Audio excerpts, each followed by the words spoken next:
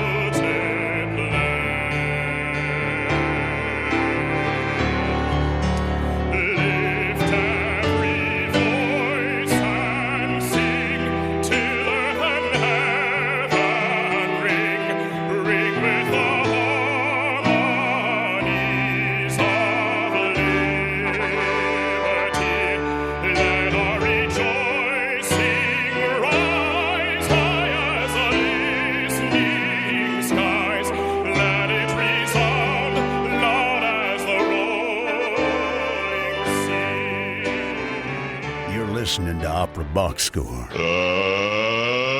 get ready to rumble! Wherever you are, however you're listening, it's America's talk radio show about opera. It's Opera Box Score. It's season 9. I'm George Cedarquist, joined this week by Oliver Camacho, Weston Williams, and Ashley Hardgrave. All right, in this episode, it's a mixed double Inside the Huddle when 4 artists join us to preview Opera Philadelphia's O Festival. We've got Ana Maria Martínez, we've got Kiera Duffy, we've got our rival podcaster Christian Van Horn, and we've got the man of the hour, Will Liverman. Plus, in the 2-minute drill, it's Ying Fang. Ying Fang, not Wang Fan. People are racist. And in other news, water is wet and the sky is blue. Film at 11. Make sure you subscribe to the podcast on Spotify. You're going to click follow on Apple Podcasts. You hit that plus sign. Send us a voice memo or email us your hot takes, operaboxscore@gmail.com. You're going to get an OBS beer coaster or an OBS lapel pin, or you're going to get our newest merch item, which is an OBS We're Number 1 foam finger. Any of those things are yours just for sharing your own hot take. And it's all through our brand new website, which has been completely redone. Get this, on the website, you can record your own hot take right through the website. You go to the page, get your voice heard, scroll down, you just click and record, and you get your hot take on our show. It is so awesome. I can't wait for you to check out the new website. Oliver Camacho, it's great to see you for season 9. I want to be happy because it is the first episode of the season, but my heart is still broken over the men's semifinal match of the U.S. Open, which was then uplifted again by the winner of the women's singles title, Coco Gauff, which was incredible. A very emotional journey watching that match, up and down. And, she really lifted herself up. And then she went into the audience and hugged her parents, and that's it. I was done. And then another low with Daniil Medvedev, who looked like if he was going to stay in form, would be the one to take out Novak Djokovic because of the way he comprehensively beat Carlos Alcaraz. I mean, he wiped the floor with Carlos Alcaraz. It was embarrassing. How Novak Djokovic, once again, is the robot and just did it in 3 sets. I was very disappointed in yesterday's results. But we got to hear Will Liverman sing the national anthems, actually the Black national anthem and God Bless America. America the Beautiful. America the Beautiful. Yeah, one of those. One of those non-anthem anthems. One of those. Weston Williams was clearly paying attention. I was paying attention. I've been thinking a lot about the tradition of the coin toss at the beginning of various matches. And to that end, I did over the break of a couple weeks here make a impulse eBay purchase of a commemorative coin from, I think, the late 1800s, which is just one of the Bayreuth commemorative coins. Got a little Wagner head on one side and the festival on the other. So I am waiting for that opportunity. Someone out there needs someone to flip a coin at the start of a match, and I've got the coin. I'm ready to go. It's an antique. I don't want to do it more than once, but please let me know and I'll come and start your game for you. Man, I said bring it for season 9 and you brought it, Weston. That's insane. Yeah. Ashley Hargrave, good luck trying to beat that. As our podcast can now officially be in 4th grade in public school, it also is the opening weekend of the NFL season. So I provide an opening week roundup for you. First of all, holy cow, the Lions and Chiefs game was incredible. Lions are going to be the team to watch this year. For them to take out Mahomes in the opening game at Arrowhead, 21-20, it was excellent. It was an incredible game. And I'm somebody, Chiefs fans are insufferable, but the Chiefs themselves, it's a decent team. Okay. But still, the fact that the Lions came out and did what they did, it was just you just have it in your heart for them. So that was great. So that was Thursday.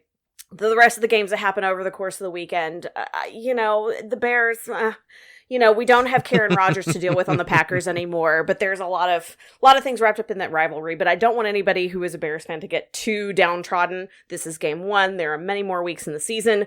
The Cowboys won pretty hard last night. Into that, I say, ugh. And don't get me started on the Jets-Bills game that is happening right now as we speak. Although they were on a shelter-in-place order because of weather, but I think the game has actually started. Season 9 starts now. Let's talk some opera.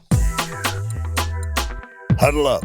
Let's go inside the huddle. So as you've been hearing over these past few weeks, O Festival begins later this month. And we have not 1, not 2, not 3, but 4 interviews with artists appearing this season. And we're doing them 2 at a time, mixed doubles style. And we'll begin with an interview featuring Ana María Martínez, who sings the role of Amelia in Simón Bocanegra, and Christian Van Horn, who sings the role of Fiesco in that same production.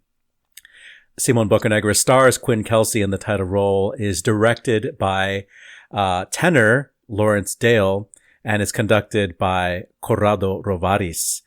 I'll say in this interview, I try to get Christian Van Horn to talk about his thirst trap moment when he filled in for Matthew Rose in Luci de Lammermoor and wore that cardigan that made all of us very new fan. He gained a lot of new fans with that cardigan sweater.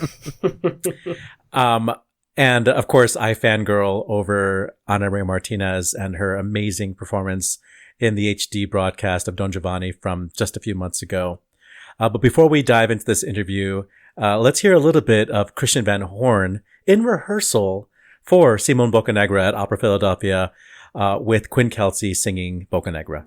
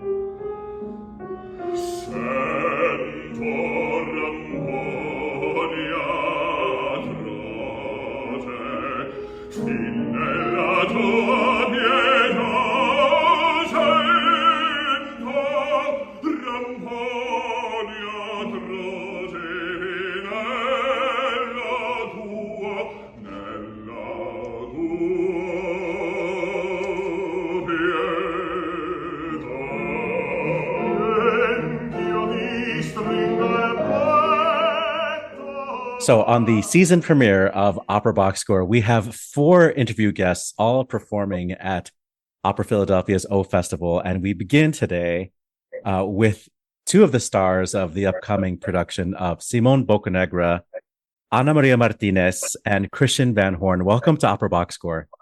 Hello, thank you. So, Ana, I'll start with you. I have to tell you right now that this production of Don Giovanni that you did with Ivan Van Hove, we have to talk about it in a minute. So just be ready to talk about it because I thought it was so amazing. But we have to talk about Opera Philadelphia right now since that's where you are and you're singing Amelia.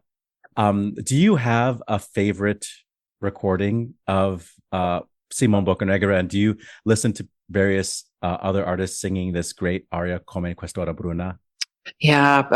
For me, hands down, it's always anything Mirella Freni recorded. Yes. She's our angel, but she was always just a voice from heaven for me. So when I first prepared this role back in to perform in 2006, which was the first time I ever did this, and it was in Paris at the time, that is the one that I listened to just to get acquainted with it. I like to get a sense of what the orchestra or orchestral textures rather feel like and sound like before I start delving into a piece, but I don't over listen to it. I want to respect what every artist did and then do my own thing. And it's Abbado conducting and Jose Carreras as Gabriele Adorno, focusing on those characters. But anytime she recorded anything that I would then delve into, that's who I listen to. And I've listened to a few, but there's a vulnerability in Freni's sound that I think is part of Amelia / Maria. And now at this point in my life, when I'm speaking with young singers and those that are finding their own inner voice, I always say, pay attention to the dynamics written in the score, because that's where you get a glimpse of the soul of the character. It's not just the music. It's not just the text. It's in the dynamic writing. So if there's bel canto style writing, as there is in this piece, and you have the messa di voce, where you start pianissimo and crescendo and then decrescendo, that's where you get a glimpse of who they are. And that's what I try to bring into this. I'm so glad you said that, because I do find that I get bored sometimes when I'm listening to recordings of certain operas because they're just so flat. And it may be the recording's fault. It may be the engineers who were looking for just a clean, uniform sound. Mm-hmm. It's really in the opera house where you get to hear how a voice can sound so different in an opera, like with a Verdi orchestration, when it sings softly. It's such an amazing effect, which I have to say you do very well, Ana Maria. Mm-hmm. Thank you. Christian Van Horn, I think maybe one of the most famous bass arias of all time. You get to open up this show, Il Lacerato Spirito. What is it, a low? You get to show off your low F, or is that just a G at the there? No, it's a low F sharp, but it's only the most famous because it's not very challenging, and so they give it to young bassists to learn. It's like a first rite of passage into that sort of repertoire. It's really for a bass that doesn't have anything above a D. And so that's why it's so well known, simply because it's the audition aria for a decade. It was for me. And it is the first thing you come out and sing. It's kind of fun. It's fun to feel it with, in my older self now, to actually do it in the context. It's a much different ride. Yeah, and it's a whole role. It's not just an aria. That's right. Do you listen to somebody singing that aria that you love? The exact same recording. It's Nikolai Gyurov, and that's the only one for me. Especially in these late Verdi operas, when the bass part went from bass baritone. If you're in early Verdi, it was really bass baritone, which is a bit more my wheelhouse. I'd rather sing a high F than a low F. And the later Verdi, the bass got low, and Gyurov had an incredible way with these low notes. And while he was a bass, his bottom notes were not his best. He was a top note singer too. And so I learned a lot about accessing that part of your voice, especially late in the show when the bottom starts to dry out. Gyurov was my guy, so I listened to that exact recording. That's the one for me too.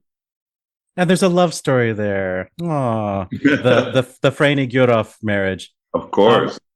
So I will say that Simon Boccanegra is not an opera that people get to hear all the time. Anna, I'll start with you. Is there something you could say about your character of Amelia that will help people understand who she is and maybe relate her to other characters that are in your repertoire, that in the core repertoire that people say, oh yeah, that's sort of like that situation. I know it's a very unique situation, but just trying to give people something to grasp onto before they go into this show. Right. So the vocal writing is stunning, beautiful, gorgeous lines, all of that. But as a character, I find her interesting, complicated, and anyone who knows me knows that I'm always analyzing everything from truly a psychological perspective. And when we look at her story, she doesn't even know really who she is when we meet her. There are many gaps in her development. That's what I want to focus on. Her mother dies when she's just a baby. She is taken off with a woman that is taking care of her. Then that older woman dies when she's still a little girl, and then she's taken into an orphanage, and then she's adopted by this family who had lost their own daughter, the Grimaldis. So there are just so many gaps in her development, and clearly that has given way to insecurity and neediness and a sense of anxiety. And we see that in her duet with Gabriele Adorno. The first thing she says to him, first she's excited that he's finally showed up again, goes every morning to see her. But the first thing she says is, what took you so long? Mm-hmm. And if we don't look at her psychologically, we think, boy, that's not a way to greet somebody you love or you're in love with, or what's going on, how bossy or how controlling. No, it's coming from tremendous anxiety. It's saying, I can't live without you. You're my sustenance. I need you. What took you so long? And I'm so glad you're here. That sort of anxiety is then quelled once she and Bocanegra discover that they are truly long lost father-daughter. And her circle is complete, and her emotional healing begins at that point. And then we see how nurturing she can be and how loving she can be. Obviously, she received love in her early childhood development from Giovanna, the woman who had taken care of her, and so on. And Fiesco, also our dear Christian, has clearly been her guardian. And I always wondered, does he know? Deep down inside, does he see the resemblance between Amelia and his daughter? Is that also what moves him to perhaps be so caring with her? We don't see those moments other than hearing her, Amelia, tell Gabriele, I do love him like a father. Yeah. He knows that. However, I'm fraught with fear. There's so many conspiracies going on, so many people talking. Anyway, so she's tremendously anxious, and yet we don't really hear that in her music. So it's a way of the challenge is trying to find that storyline and convey that to the audience. There's a lot of information lacking, and she's desperately trying to find out what the truth is, what's going on. So that's my analysis, so to speak, of her. It's like when you deal with a prologue and then an act one that begins 25 years later, You're missing a ton of information. Mm-hmm. And so we do have to draw from what's on the page, and there is a certain challenge in that, isn't there? Like we're not what happened over that course of time, and so your analysis of character seems to be, you have to believe it for the audience to have any chance. Absolutely. And also, I think it applies towards villainous characters. There are some characters, and Christian, in your repertoire, that are the embodiment of evil, or at least that's the focus that a character has in the allotted time in which the story is taking place. And in order to portray them in a full three-dimensional form, you have to love them and you have to understand them. Absolutely. Right? Otherwise, you're holding them in judgment. Or they become a cartoon character. Yeah. And we can't do that. We have to give it everything. Lawrence Dale, the tenor, now director, is directing this program, making his Opera Philadelphia debut. I know him from his recordings of French arias and his Orfeo with René Jacob. Do you sense that he is a singer as he is staging this show? What does that mean? Well, you take it however you want. He's definitely a singer. In that he can simplify things. He's very good at giving an objective. He doesn't, in the amount that I've worked with him, I never felt that we were trying to land on the subtext. Let's just start with the text. Mm-hmm. And what's our journey through this scene? What do I need to accomplish? Point A to point B. And so to that end, I can tell that he's a singer and not overthinking. Emotion is emotion. You know, if Fiesco is feeling jealous, or Fiesco is feeling angry or betrayed or vengeful, these are emotions everybody can tap into. It needn't have 3 layers of subtext to make sense. You know, we can all relate to simple emotions, and that's why this works. He's very good at that. I can tell working with him that he was a singer for sure. I love what you just said about him, because I agree. Absolutely. And I also have to add that he has tremendous humor. He can find humor in challenging scenic moments, or, and I think with that humor, there's great empathy. So he knows what we're going through.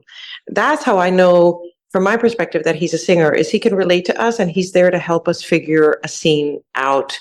And that's just a gorgeous thing to see and to feel and to be guided by someone like that. Mm-hmm. And something that we don't normally say in interviews is that it's a dream experience. It's a fantastic experience when we, as the singers in a production, feel supported by our stage director and our conductor. There is this trust that then takes place, which allows us to give our absolute best. And I feel that from our team for sure. They do feel like a team, which is not always the case, if I can be so frank. Yeah. I love what you said about being just very straightforward with the emotion at hand, because to me that's a very Baroque way to deal with opera, because, you know, a character in a Baroque opera may have like 6, 7, 8 arias, and you can't have every aria be, you know, 3 dimensions, 4 dimensions, 5 dimensions. If you no longer get to the point of the music if you're trying to do that. You know, you just deal with what you have on your plate, like right now, and do another emotion. It's okay if it's just fury. It's okay if it's just vengeance, really. Yeah. Mm-hmm. You know, I just wanted to touch on really quickly, because it's still very fresh for us, but have either of you had a chance to work with Renata Scotto in your careers? Every young singer passed through Renata Scotto's studio. She did master classes everywhere. That was a huge part of her career. You know, she did do some directing, but she did a ton of working with young singers. And I worked with her at graduate school, and then I worked with her as a young artist in Chicago. I couldn't have liked her more, and it was probably because she couldn't have liked me more. And she was a shameless flirt, and it was wonderful to be around her, because so often when you're young, you're surrounded by people telling you how awful you are. And everything that you're doing wrong. When you're young, you really can't do anything right. So everybody has a note, and you have to take it. And it was one of the first times that I worked with somebody where everything was positive. You're doing this, great. You're doing this. Keep going with that. Keep going in that direction. Oh, wait a second. And then if something didn't go right, she'd ask you why you made a choice as opposed to you're wrong. And she was I have nothing but 2 wonderful hours spent with her that were a great memory. She was a lovely, lovely lady. And I don't need to comment on her artistry. Everybody else can do that. But as far as my personal interaction with her, she was a joy. That's so beautiful. Unfortunately, I did not have the opportunity to work with her, but I grew up in New York City. And whenever my mother had the opportunity to get tickets or to attend a rehearsal or something, we went. I went with no other option, but I'm so glad my mother dragged me. So I was able to hear her live, but as a very little girl. And then I was able to attend, let's say, ceremonies, for example, Opera News, the first one that they had, and she was presenting. And just to hear her speak, and the humor and the grace and that quintessential diva vibe that she had was just out of this world, fantastic. And I love what you just shared. That's what I have heard from everybody across the board. And it's a tremendous loss to not have her with us anymore. And what a legacy she's left. What I can say that I learned from observing her and listening to her is that she gave with 110% abandon. And that is a tremendous lesson for all of us to learn. It takes great courage to just get into that zone and get lost in it, meaning you don't know who you are anymore. She committed all the way, and in working with her, she would show you what she wanted, and then you lost the fear that a student has of letting go, and she made you let go because she would do it right in front of you. This is how far you have to go to make this great. Do you want to be great? It was that sort of mentality. She was a fantastic example for young singers. And I would add to that when you do that, you are completely in the moment, which I want to tie into, Christian, what you said, that sometimes an emotion is just fury or vengeance. And all of that is great. And it can be just that. It doesn't have to be tied into anything else. That's an example of being completely in the moment. And I think Scotto was one of those few artists that could completely be in the moment. That's great. You brought up opera news, which is a whole other topic, which we don't have time to talk about right now, but we're still reeling from that as well. But I wanted to briefly talk about two recent Med in HD performances. I'll start with you, Christian, because I wonder if your Instagram followers or if maybe your podcast listenership like exploded after this Lucia. I know in like the gay community, we were like, who is this Zaddy? You know, I mean, I've known you since you were in a young artist of lyric opera, so I'm not surprised that, you know, you would, all of those big exposure days. And I jumped into that Lucia. I had was Matthew Rose or was it was Matthew Rose who fell ill, and I jumped in because I was in town doing Rake's Progress, and or Le Nozze di Figaro rather, and they just called and said, hey, you know, it's been a couple of years since you did Lucia, but would you come do it? And I said, sure. How difficult is the production? They said, well, it's on a turntable that never stops turning. At no point does the turntable pause. It just keeps moving, and so they said, you know, you couldn't really direct it. All you could say was keep moving so that you're always kind of in the center. Don't if you stopped your feet, the thing would turn you right off stage. And so there was a tremendous amount of just get the job done. I didn't have a lot of time to be nervous about it. But to your question, anytime you have a big HD or a performance like that, the podcast always blows up. The Instagram followers always, you know, you get a lot of new people in those days. That sweater, man, you looked great in it. But most of the problem was, and they tried to get me into Matthew's clothes, and Matthew and I are the same height, but we're not the same size, and they were just desperate to find something that would fit me, and so there were a mess of suits brought up from the attic or brought up from the basement to try and get me into something that would fit. It was not, I don't think anybody was real happy about it. So there was an element of just get it done, get out there and get it done. It was one of those last minute moments, which can be so exciting. I think the look was perfect in the end. So congratulations. Okay. I just have to say, Ana Maria, I'm not sure if our friend of the podcast, Marcus Shields, told you, but I was sitting in a movie theater, and during the intermission, I messaged him, I was like, please tell Ana Maria that she is singing like a goddess today. Did you know that you were like on? Like, did you feel it? Like, I can do anything I want with my voice today. It's all here. You talking about the Don Giovanni production? Yeah. I think it was the best Elvira I'd ever heard in my life. I've seen Don Giovanni 1,000 times, but I've seen it once. You know, it was everything. Like, you did all of your effects. You went for all of your phrases. The intonation was gorgeous. The tone was gorgeous. And you were a boss. You were such a boss on stage. I'm going to answer this for her because Ana Maria is much too humble.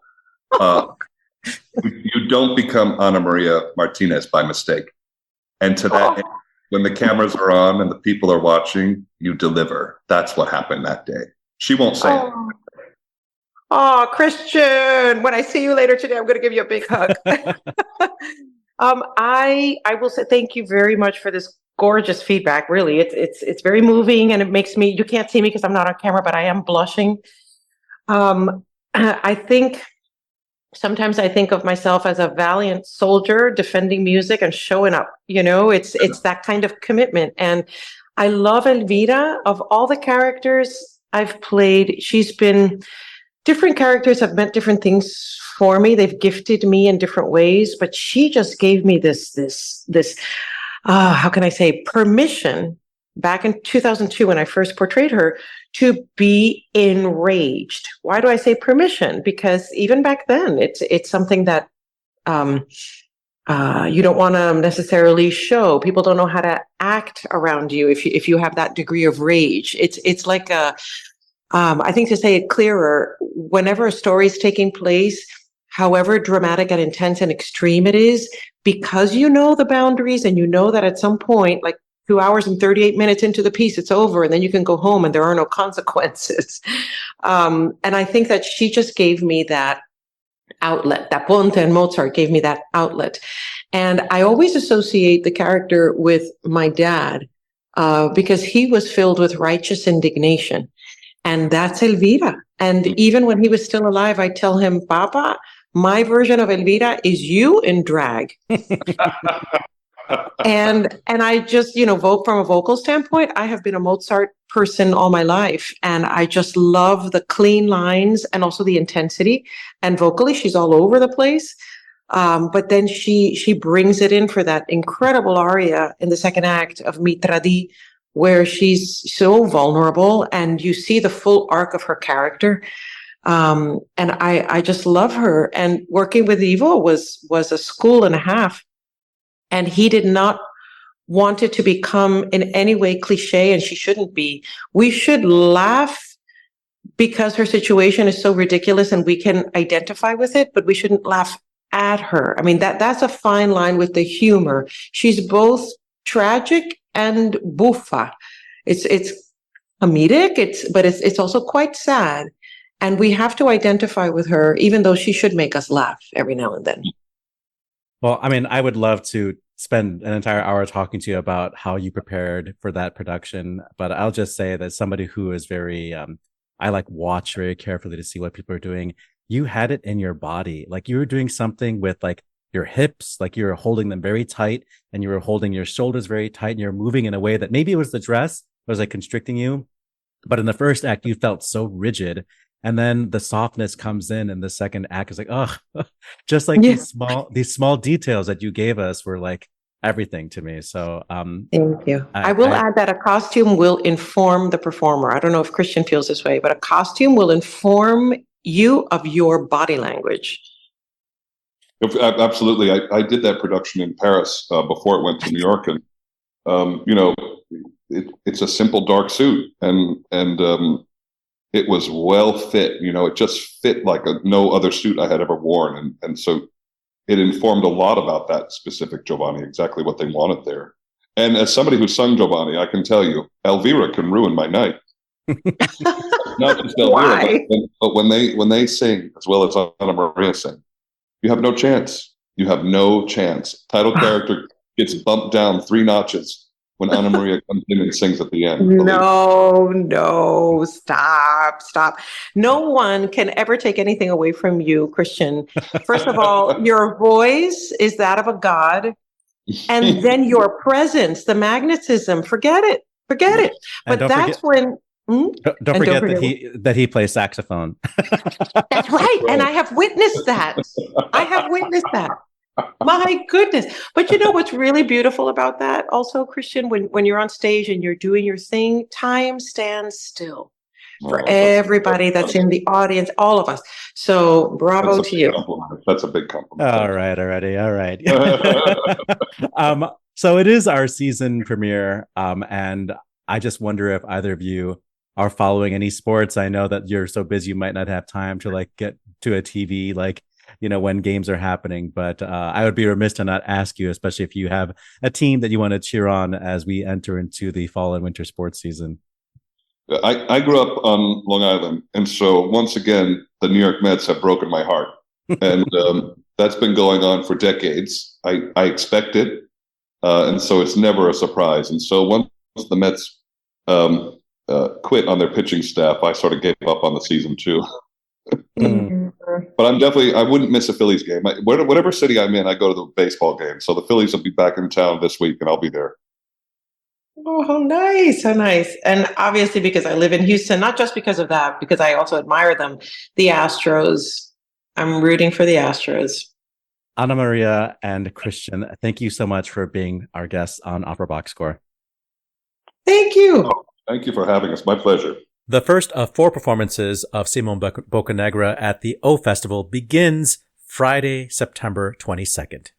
Forgot to mention that in the semifinals, there were some climate protesters talking about the U.S. Open, who glued themselves to the stadium. There's at least one person glued herself or himself to I think it was the dude that glued his shoes down. What is that hall called in Flushing Meadows? The stadium called in Flushing Meadows? Arthur Ashe. That's the stadium. Like the whole event, the whole venue is called something. Oh, I should know the answer to this question. Anyway, somebody glued themselves to one of the cement like walkways during the women's semifinal, and Coco Gauff was awesome. She's like, yeah, like I had a feeling that something like this was going to happen, and like that it delayed the match for 45 minutes while they removed the protesters. Yeah. But she won, and she was very, very, calm about it. And, she actually, basically supported their cause. She's like, maybe it's not the best, whatever way to do it, but, I agree with them, Yeah. I don't know. I'm putting words in her mouth, but you get the gist of it, so. Stay tuned for 2-minute drill on that. Ashley, give us the, college football update and the NBA update. Well, it's a rough day if you're a female sports fan. Literally in the 2 hours before we came on the air tonight to record, Rockets guard Kevin Porter was arrested for assaulting his girlfriend at a hotel in New York. And then Mel Tucker, who is the head football coach at Michigan State, was suspended following allegations of harassment. And there's an investigation into this. The kicker with this is that the harassment allegations are coming from a survivor who was brought in to speak to his players about sexual violence. Ooh. So if you thought it was an okay day to be a lady and that the world didn't hate us anymore, I'd like you to revisit that for just a moment. Anyway, I promise there's other good news coming. I'll look forward to it. Opera Class. Sports Radio Crass. This is Opera Box Score. In our second pair of interviews, we have 2 members of the cast of the world premiere 10 Days in a Madhouse, which is by Renee Orth. It's a world premiere with music by Renee Orth and a libretto by Hannah Moscovich. It stars Kiera Duffy, Rayanne Bryce Davis, Will Liverman, and Lauren Pearl, and is conducted by Daniela Condilari with stage direction by Joanna Settle. We're going to talk to Kiera Duffy and Will Liverman. Will Liverman is already a friend of the show. You know him very well. But Kiera Duffy is a name you might remember from the 2007 documentary, The Audition, which followed a number of singers who were finalists in that year's Met Council audition, including Ryan McKinney, friend of the show, Angela Meade, Jamie Barton, Michael Fabiano, Alex Schrader, Amber Wagner, and Kiera Duffy. Returning to Opera Box Score, Will Liverman. Hello again. Hey, it's good to see you. And then welcoming for the first time, soprano Kiera Duffy. Hello. Thank you for having me. It's so great to be here. So, Kiera, I feel like you have this reputation as this new music girl. And I just heard before we started recording that you're a mom and you have 2 kids, and I can't even imagine that it's been that long since you were, on that film, The Audition, and I felt like maybe you were 22 or something like that. No, I wasn't that young. I think I was 27. Oh, okay. Yeah. So I feel like that was just yesterday, but obviously some time has passed since that movie came out. And I've never heard you sing in person. I only know you from recordings, but this is a return to you to Opera Philadelphia because you were part of that big splash with Breaking the Waves. Yeah. It's actually my hometown company. So I grew up in the Philadelphia suburbs, and so Yeah, Opera Philadelphia has really played a really important role in my life as a performing artist. I think they were the very first professional company to give me a job. I think it was in Cenerentola, maybe in. Oh, you were like Tisbe or Clorinda, one of those girls? Yeah, exactly. In a crazy production. And I think I've been here, I was trying to remember, I think 6 or 7 times. So yeah, it's wonderful to be back. Obviously my hometown company, but I'm super proud that my hometown company also happens to be, I'm talking like it's like I own it, like my hometown company. But they really are kind of, I think, on the cutting edge of our discipline. And, it was an honor to be a part of Breaking the Waves. That felt like a unicorn kind of experience.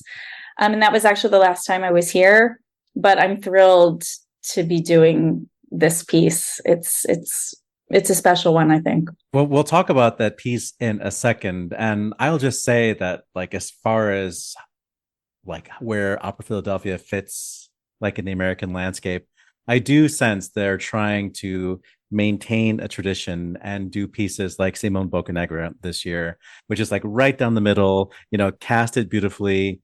Have I don't know if it's a traditional production, but it's Lawrence Dale is directing, and I don't think of him as like the super avant-garde type of, stage director. And it's just going to be like satisfying for people who want to hear like core repertoire, maybe not like, the most well-known core repertoire, but it is like the heart of opera.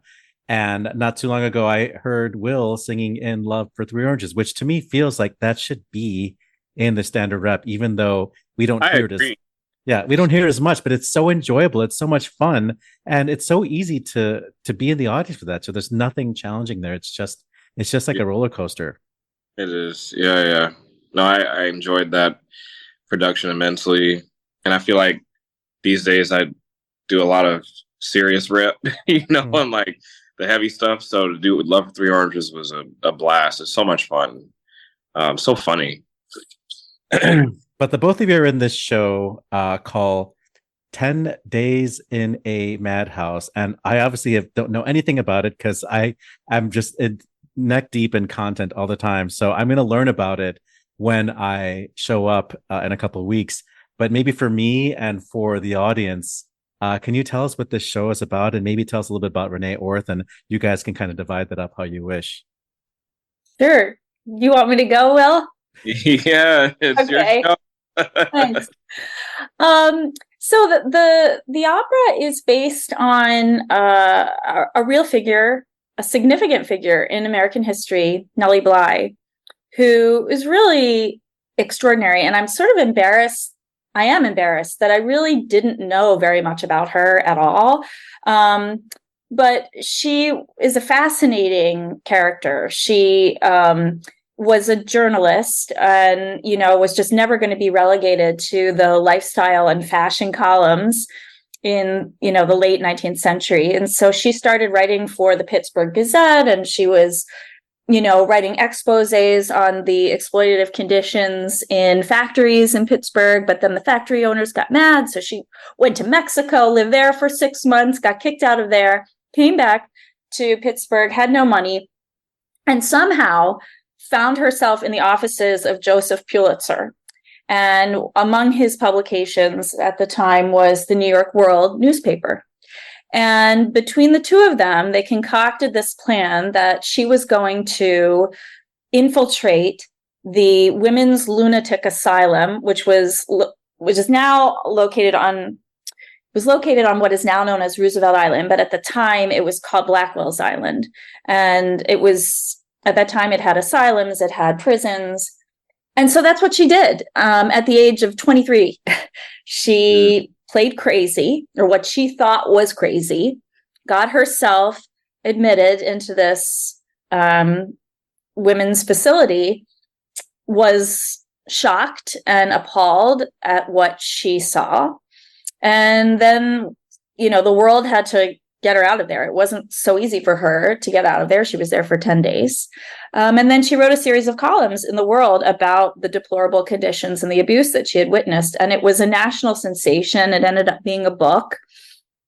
And so this story is not so much a biography of Nellie Bly. We get, pictures, moments where we have glimpses into who she is, but it's a story about mental health, the history of mental health treatment in America, and how that intersects with being a woman. And it's fascinating work. Well, I have to say that Renee Orth, I know her brass music, and I feel like she's a composer that people are, going to learn more and more about, because people just want her to write for them. I don't know exactly what to expect musically. Will, you're doing some new music now, and you are steeped, in many different styles these days. Can you sort of relate it to any of the music that you're singing or that you have sung, or maybe music that you just have experience with, so that we can sort of know what type of musical language we're getting ourselves into? I love her musical language so much, just because it's so brave and that she incorporates different styles that we don't often hear on the stage. She incorporates the use of electronics and like pre-recorded voices. And just the musical world that she creates really goes hand in hand with the storytelling. It's very intriguing and dark, mysterious. I mean, it's really layered. And I just love Renee as a person. I got a chance to meet her, a few years back before the pandemic, and I've actually worked with her on some other projects too, and commissioned her for some things. And it's really a great honor to be a part of this production with a women-led team, which is fantastic. And I'm the only guy in the show, but it's great to be a part of something where we're really tackling, just how women were treated in those conditions and mental health. And, because of, Nellie's research, it helped with a lot of reform and change. And I think it's going to spark a lot of, important conversations. Hopefully, I think people are really going to be, we just had our first run through today to get a chance to see what it's, like to feel this thing and get it on its feet. And I'm really looking forward to, continuing to work on it and watch it grow, and share this with people for the opening. It's going to be great. So you brought up the idea that there's electronics in here. What type of instrumentation are we looking at in general? I'm not sure the exact instrumentation, but are we allowed to talk about where the orchestra is placed? Yeah, it's sure. Tell us. Spill it. Yeah, the orchestra is actually above us. And so we have monitors kind of all over to watch Daniela. And I don't know the specific instrumentation, but because you can't see them. No, you can't see them. But also, sorry, Will, if I may, she's also working with Ableton. So there's mixing. We're all mic'd. Well, Will, maybe you're not mic'd. Are you? Not mic'd, yeah. So we're mic'd not for sort of general amplification, but there are key moments where Renee is sort of playing with sound effects around what we're singing in real time, which is we haven't quite done yet, and I'm sure it's going to be pretty trippy. Yeah. And then there's all women's chorus too, who are the patients, and the sound world that she creates with them. Just everything intersecting all at once is just, it's quite an experience. And I love it. When you say Ableton, I'm sorry, what does that mean? Ableton is a software program that it's a sound program that a lot of electronic music people like to use. Yeah. And I'm sure anyone who's an electronic music person is going, fine. Oh my God, that's not at all. No. It's just get it in the category, put in the bucket. So yeah. Mr. Ableton and the orchestra. Mr. Ableton. But I interrupted you. You were in the middle of saying what, Kiera? Well, I just wanted to say, I think the thing that's so distinctive and really interesting about Renee about her music is that while she's dabbling with a lot of, soundscapes that we're not accustomed to in Western classical music, there's still an inherent sense of tonality. So it's not, I don't think people need to be afraid like they're going to walk into, a Pierre Boulez, Yeah. It's quite melodic music. It's a joy to sing. She really understands great singing. And so it's a wonderful sort of complement, these sort of unconventional sound worlds that's still founded in what we associate with beautiful music. Yeah. The both of you are really, how do I say this? Important American artists in this moment in opera. And you both have done, standard rep, and you both now are finding this extra career, this other career, doing brand stinking new opera, like so new that it's like still wet on the page. Do you feel, at least in American opera where you're mostly based, that there is a schism in just like the community? Like, are there like these artists and maybe creators who are like, no, we have to stay strong and like, keep it Verdi, keep it Mozart, and you people over there are making a bunch of noise? Yeah. Will, you want to take that one? Well, I mean, I kind of, Opera Philadelphia, going back to the company, gave me an opportunity to do Charlie Parker's Yardbird, which was my calling card. And, I was one of their emerging artists. So that was kind of my way into new music and new opera and creating a role. That was the first role I created. And ever since then, I, was on this journey of doing new works and some standard too. I feel like I've had a balance of both. And I think that's what, the opera world needs. I love the standards and the rep that we've, stood on for so long. But, I'm interested in stories that are of now, and that are relevant and, stories that help society and help us, tackle issues and help see each other as human beings. And I think that's something that, it's kind of been where my passion lies and where I want to spend a lot of my time in helping bring new works to life and being a part of new things. I don't know. And if I may just add, I think that's really beautifully put. I think today it's really exciting because when I was coming up in school 20 some years ago, there was no talk of contemporary opera. When you did the Met auditions, you did 5 of like the standard, Western canon, which basically was everything before 1950. I mean, I sang Lulu's aria and that was considered, crazy. And that's like 1930 something. But now I spend, my day job is as a professor of voice. It's just expected that on your aria list with these young singers, they're going to have contemporary opera.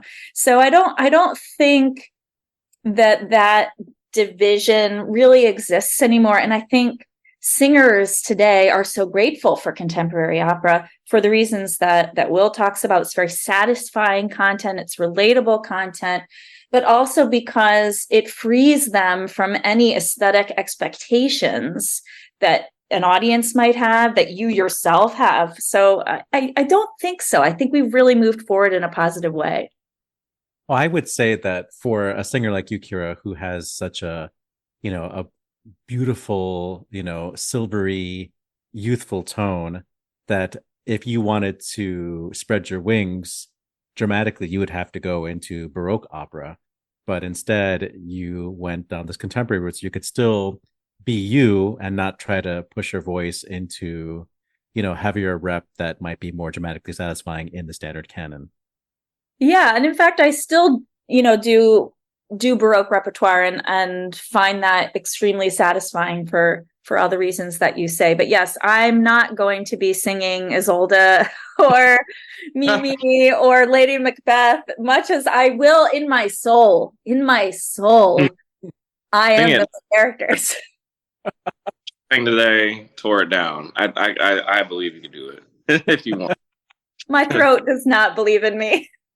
Well, I know that Will probably have a good answer to this, so I'll start with you, Will. This is our season debut of Opera Box Score, and it's also really the start of college football and other fall and winter sports, the end of baseball. What are you looking forward to in this sports season? Ooh, well, for my football team, the Washington Commanders, to actually maybe be decent this year with the new quarterback. I'm a big basketball fan, so basketball's around the corner. Can't wait for the new season there. Fall's just a good time for, sports to get rolling again, or at least the sports that I love, football and basketball. So yeah, I did our fantasy. There's a fantasy football thing that I do with a few opera singer friends, and we had our draft on Sunday. So that's not the Opera Philadelphia one, is it? No. Okay. Different. But yeah, I love sports. By any chance, were you at that cookout?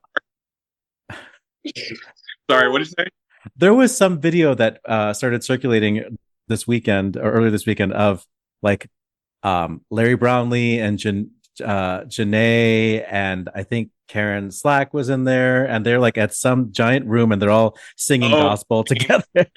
Yeah, it was a big event that they do every year. It's like a cookout thing in New York. I wasn't able to go, but yeah, I saw that video circulating around. Yeah. Mm-hmm.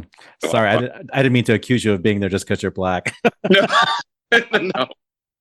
No, it's all good. Kiera, did you want to get a chance to talk about your favorite sports or teams you're following, or any parallel to sports that are part of your career? Oh, well. You don't have to. My husband, who is also a singer, is obsessed with sports. So I like to think I just offer a counterbalance to that obsession by not caring at all. A counterbalance. But he sings part-time the Met Chorus, and he just did the Met Chorus fantasy football draft. Oh, okay, there you go. Mm-hmm. Nice. Oh, well, I get to next Sunday, I'm going to New York to do the national anthem for the U.S. Open. So that's... Shut up. You mean for the men's final? Yeah, for the final. Yeah. Oh my God. I will be watching that. I mean, I'm obsessed with tennis, so everybody knows this. So I will be watching. Okay, I actually do love tennis. I love tennis. Oh yeah. Okay. Love it. So that's actually a sport that I don't really know. I mean, my dad played growing up and tried to get me to play, and I'm terrible. I always hit home runs out of I can never keep the ball in the court. But I'm excited. It's we're doing the Black National Anthem combined with America the Beautiful. So it's like a mix for both. Yeah. Amazing, Will. So tune in. Yeah. Did you give instructions about how to pronounce your last name to? I should, because they might. Yeah, they might mess it up. Yeah. Livingston, Liverman. Yeah, that's a good idea. I thought it was Liverman. You did? I did. Yeah. I thought it was Guillaume was your first name, but it turns out it's Will. So. Great, I should use that as a stage name. He forces us to call him that in rehearsal. Yeah. Guillaume. It's Guillaume. It's very difficult, colleague. Awful. Yeah, we know.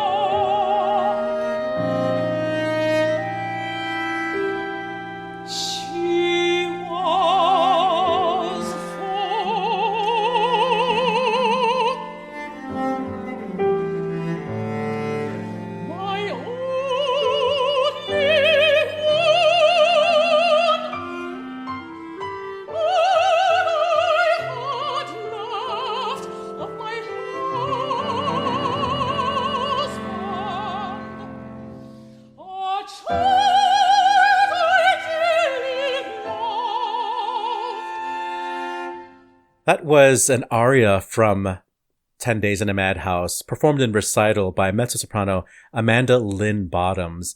That aria for the character of Lizzie. Lizzie is actually performed by a friend of the show, Rayanne Bryce Davis. And the first of 5 performances of this world premiere at Opera Philadelphia begin Thursday, September 21st, with friend of the show, Daniela Candelari, conducting. Now, I told you good news was coming. I did want to mention, since we've been on a 2-week break, something that happened over that break. There's a positive note for women's sports. People in Nebraska, audience goers, broke a world record for attendance at a women's sporting event after their match against Nebraska Omaha. University of Nebraska, Omaha, drew more than 92,000 fans. Oh, wow. And that was like an intentional, they knew they were going to go for the world record, so everybody showed up for this women's volleyball game. So there are some people that do care. There's some good in the world. Thank goodness we finally fixed sexism. It's once again time to Festival O. Opera Philadelphia is back with the 5th iteration of its annual season opening festival. O23 brings a star-studded lineup of 33 performances to 6 venues over 11 days, from September 21st to October 1st. Highlights include the world premiere of 10 Days in a Madhouse from composer Renee Orth and librettist Hannah Moscovich, about the work of a trailblazing reporter, Nellie Bly. This new opera stars soprano Kiera Duffy, new friend of the show as Nellie, mezzo-soprano Rayanne Bryce Davis, friend of the show, in her company debut as Lizzie, and friend of the show, baritone Will Liverman as Dr. Blackwell. Verdi's Simone Boccanegra returns to the Academy of Music for the first time in 40 years, with baritone Quinn Kelsey in the title role, soprano Ana Maria Martínez as his long-lost daughter Amelia, bass Christian Van Horn as Fiesco, and tenor Richard Trey Smager as Gabriella. The New York Times calls Festival O a hotbed of operatic innovation. Find out why. Visit operaphila.org, that's operaphila.org, or call 215-732-8400 and ask for Jeff, winner of last season's Opera Philadelphia Fantasy Football League. And save 25% on your order with promo code GeorgeStinks, capital G, capital S, all one word. No, seriously, that is actually the promo code. Use George Stinks at operaphila.org.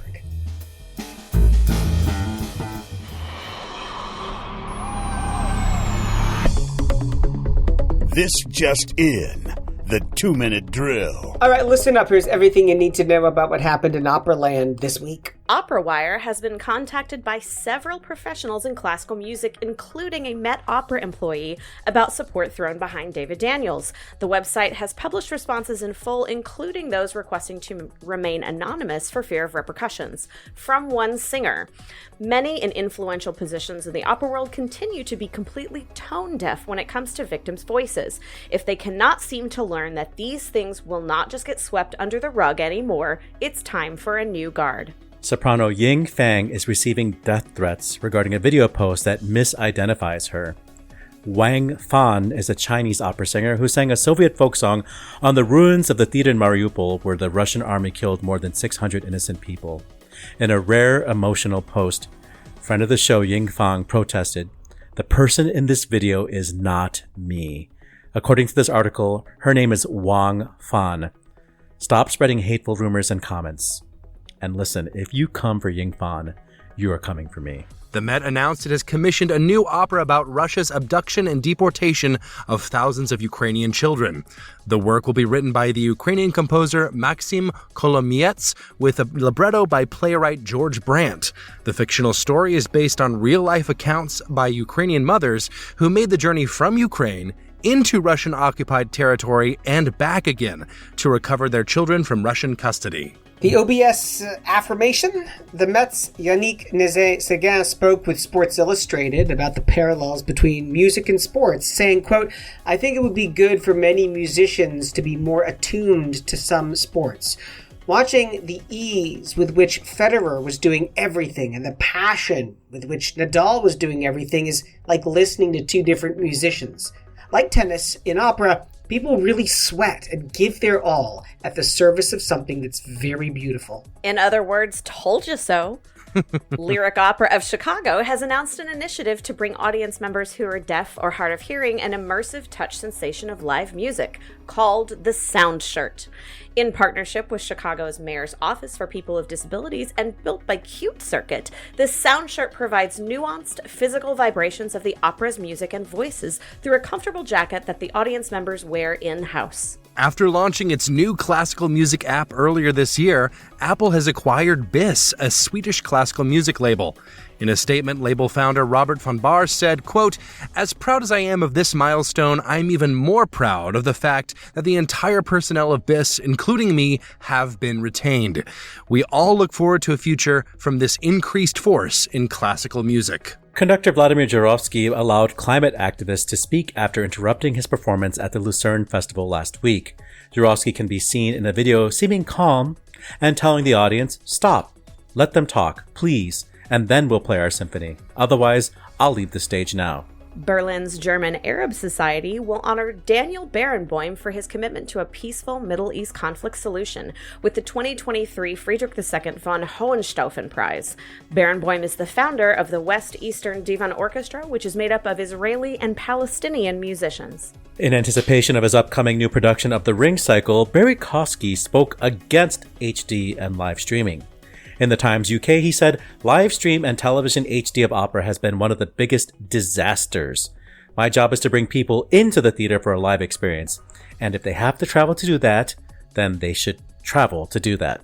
I don't think the payoff is big enough to say we're bringing opera to a huge audience. It doesn't work like that. They don't come. We should not be encouraging people to see opera in 2 dimensions." Anna Netrebko has filed an amendment to her lawsuit against the Met and Peter Gelb, adding gender and national origin discrimination to her list of grievances.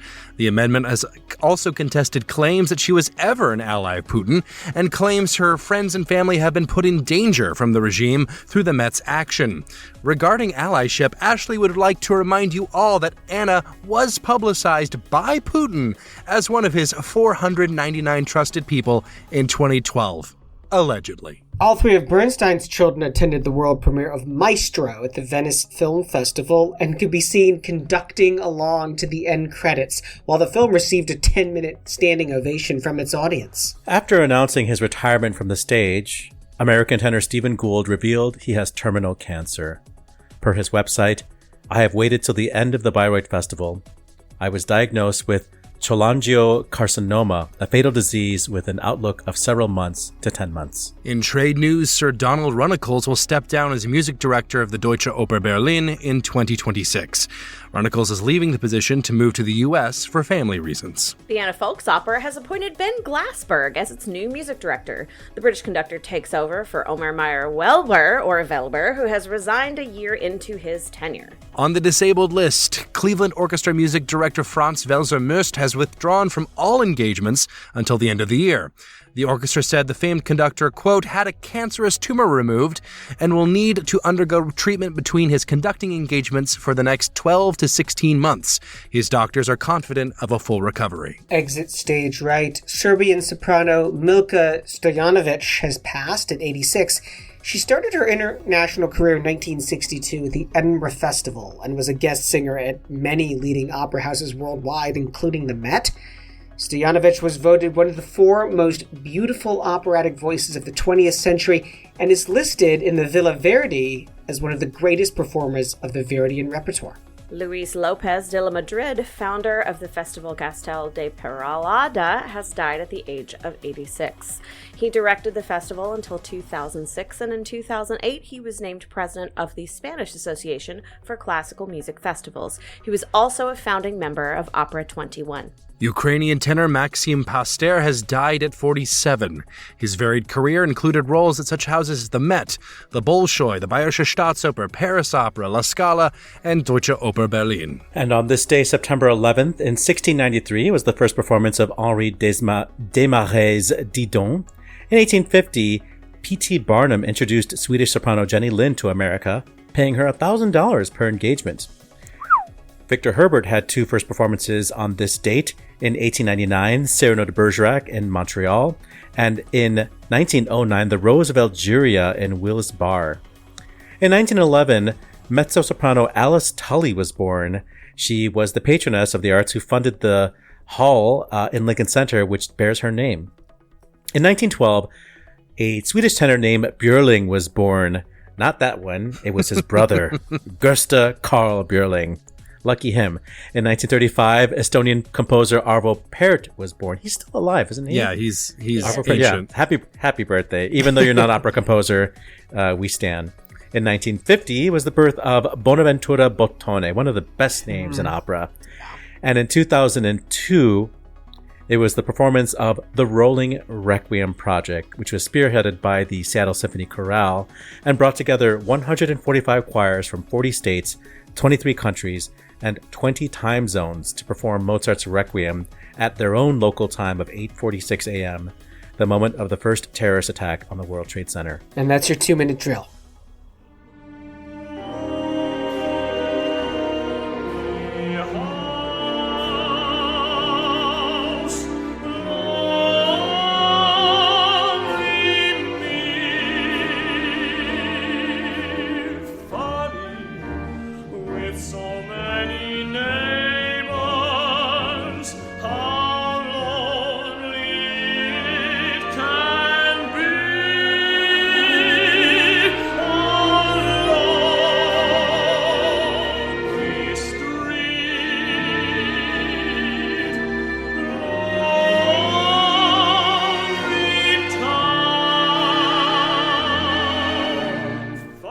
I never get to do the outros. That was so awesome. Bonaventura Bottone singing Lonely House from Kurt Weill's Street Scene that was recorded at English National Opera in 1989. You know who else is on that album?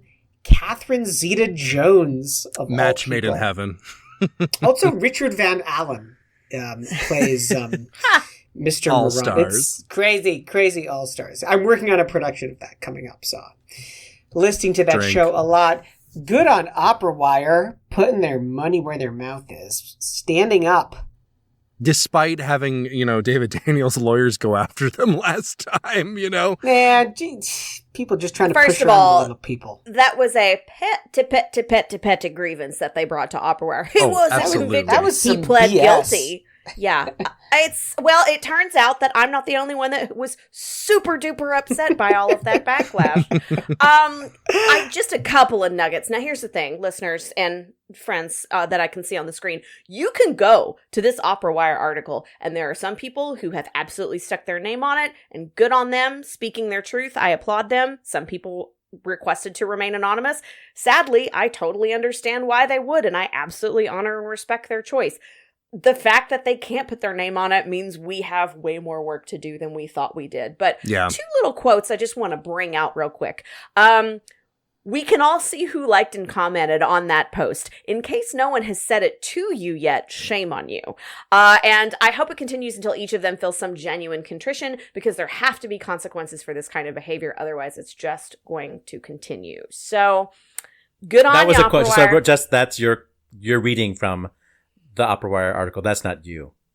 No, those are both direct quotes from some of the responses that have been published. I know you said it up that way, but it's hard to tell where the quote ends and where Ashley begins. So we got to make sure you don't get sued by David Daniels' legal team. Listen, I bring it. I work at a law school. I'm lawyered the hell up. Come at me. Try me. I know how this works. Jeez. And what about Ying Fang? So there we were, hyping her over the Labor Day episode and bringing back an interview with her from 2 years ago. Oliver wanted to put her front and center. Yeah, quite rightly. I promised that there was no relationship between those two things. We decided to air that interview before Ying Fang received these death threats, which are absolutely. It's so upsetting, and it's so gross. It's so racist. It's like you can't. Even realize that they're 2 different words or 2 different names that you were misconflating, And what's worse is that according to her management, she was getting a lot of messages and responding that, oh, this is not me, this is someone else. And then they would still keep going after her, like they didn't believe her or they didn't care. Some of these people don't need a reason to harass somebody's patient. Yeah, absolutely. It was really rough. It's such a gross thing for so many reasons. Number one, Yifeng is one of the nicest flippin' people out there. Like, Absolutely. don't do this to her. She is so sweet. Two, like, how jacked is it that, like, this egregious behavior is happening where you've got somebody singing this folk song on the Rebel, veritably celebrating the fact that this horrible thing happened, and then a bunch of racists are like, oh, it's this other person who has a name that has a couple of letters that are in common. And then people are getting very angry at her. And she's like, nope, it's not me. Like, we need to be mad at the right person. But it's just so jacked that, like, our level of vitriol, we can't even focus on, like, the thing that's the worst here, which is, I don't know, Russians attacking. Yeah. Yeah, absolutely. Everyone's just like mad this week. Just people attacking each other on Opera Wire and Twitter, X. Now Barry Kosky's attacking Old man yells at a cloud. I mean, he's right, of course. He's absolutely right. Like, it makes no sense. We should look, this is an art form which exists in 3 dimensions. You've got to be there to experience it, to believe it. I could not agree with him more. I have a counter opinion, actually. I will say, I don't know how it is in the UK, because this was a UK interview specifically, and I could see that argument a little bit more clearly in the UK and in mainland Europe, where you can hop over to your local opera company and see a show. But speaking as someone who did not originate in one of these fancy East Coast city, like some of you city slickers up here, some people in the United States, the only chance they have of seeing an opera without breaking the bank and driving, multiple hours to their nearest regional company that has a budget. I think that streaming into movie theaters and even online is an incredible option. I do agree. It does take out a lot of the impact of the opera. I think that there are also arguments to be made for, when you're directing something for a 2-dimensional screen that is also supposed to be live, the live people might be missing out on a certain aspect of it. As well, because, you don't direct the same way for the, stage as you do for the screen. But speaking as someone who, was born and raised in Alabama and was lucky to have a local opera company that it could occasionally do some things, but now that opera company is a lot more financially pressed. To the point where they're doing, because people aren't going. So it's not hard. Look, go to your local school of music, conservatory, your local opera company. They exist. They're there. Not many, though, is the thing. Not in Arkansas. There are no schools of music in Arkansas. Is that what you're saying? There are schools of music, but they are not going to be able to put on the productions in the way that, our buddy Barry is going to. Look, both things are true. This art form is its most beautiful, and it's the zenith of creation when you are live and when you are in house. Yes, absolutely. Could not agree more. That does not mean that there is not space for things like streaming and for recording. I'd never got the chance to see Aretha Franklin live. Does that mean I don't get to stream her version of Chain of Fools and have my own version of Church? No, it doesn't. I wouldn't be able to appreciate Aretha Franklin if I didn't have those recordings and if I didn't have access to that.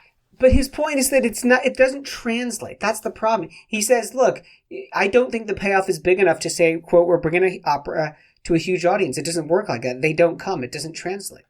Well, I don't know the numbers on that. He might be right about it. I do know that I personally have taken some people to the movie theater to see an opera that were a little leery to see it in person, if only because they could munch on popcorn while they watched and felt like Delicious. They could leave if they wanted to. Okay. Maybe we need more people like that, more ambassadors, perhaps.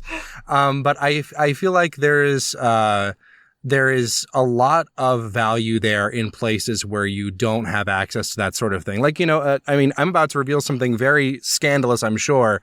I have never been to a live performance at the Metropolitan Opera in my life. What? And the reason I have not gone is because I do not have the money to go.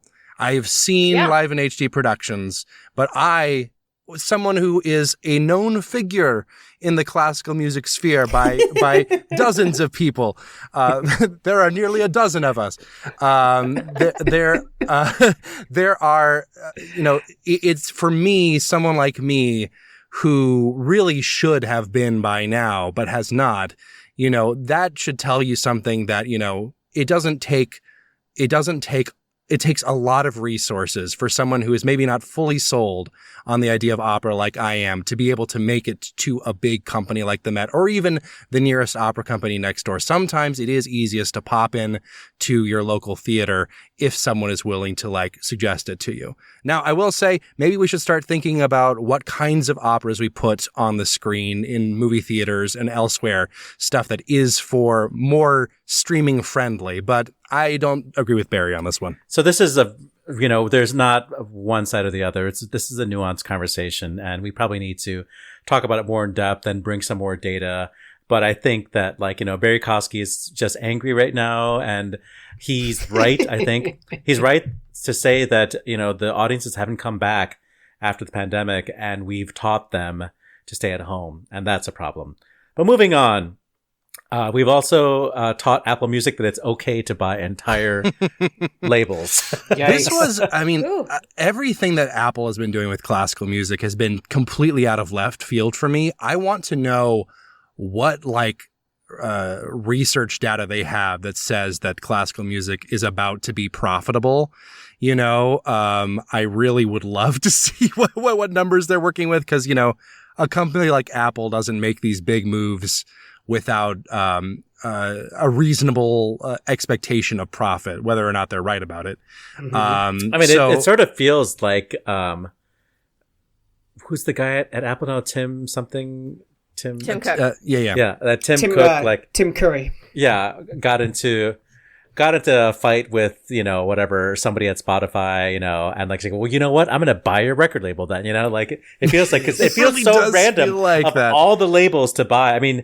This is not small potatoes, but it's also not the first label you think of. You think of Sony or Arado or DG. Virgin, of course. Those are. All of those are owned by Universal, which is big enough to give Apple a run for its money. So this is about the right size for them to acquire. Yeah. It's big enough to actually have, an impact and actual stuff.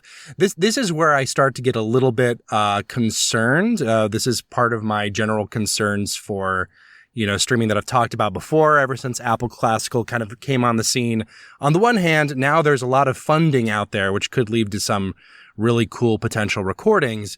On the other hand, in order to make a profit, how long is this, arrangement where all the same people stay at BIS? How long is the arrangement going to happen where they're going to, how long is it going to be before they start saying, everything on BIS is now only available for streaming on Apple Classical. That is a concern. And that is a genuine concern I have. There is some content now that you can only find on Apple that is not available on Spotify or for purchase even, which is alarming. I will say, if anyone from BIS or Apple Classical is listening right now, this is your opportunity to go into your Alfred Schnittke library and fix all of your CD rips, because there is literally a break between every track on everything by Alfred Schnittke on BIS, and it is something that drives me insane every time I stream it. So, maybe I'll forgive you if you do that. Yeah. Let's get the big stuff right. That's those 12s of people that know you. They've also been waiting. I have my priorities. Before we wrap it up, I love that Vladimir Yurovsky allowed these climate activists to speak. I actually did go on to whatever the social media thing is and watch the video. I was able to figure out how to do that. And he's talking in German. But that's my good call. It's just so good. He's like, hang on a second. Just let them speak, and then we'll let them do their thing, and then we'll do our thing. And people are giving him lip from the crowd. He's like, no, just let them talk. It's okay. Stop flipping out, people. This is so well handled. Yeah, it really was. I really respect him. There's a whole movement towards climate activism in classical music. There's even pieces that are being written specifically addressing this topic. And there's a whole company here in Chicago that's based around that. Mm-hmm, exactly. And we have to ask ourselves, and it's a topic for another show, maybe when on Earth Day we'll do this, what is the responsibility of the 21st century artist? What are the issues that we need to grapple with and put in the forefront and make audiences deal with him. And I was actually this is not funny, but it's funny now to me. Like I was thinking, Novak Djokovic is like climate change. Like he's inevitable. You know? Let us wrap this show up. Good call. Bad call on Opera Box Score. Oh my goodness. Tears of laughter, tears of joy getting this crew together week in, week out.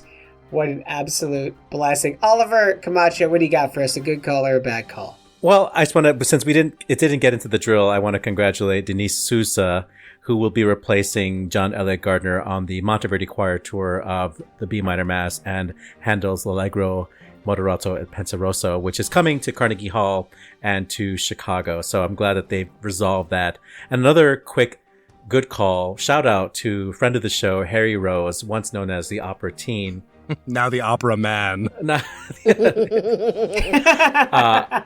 I was asked by a producer to be a talking head on the subject of Fanciulla del West, and I know nothing about that opera, but I got about 4 minutes of straight content from Harry Rose because he could literally just rattle off like 4 minutes of brilliant talking points about that opera. I just had him put it into a voice memo on his phone. I was like, great, I'm going to rip all of this off from you. Okay with this? Yeah, go ahead.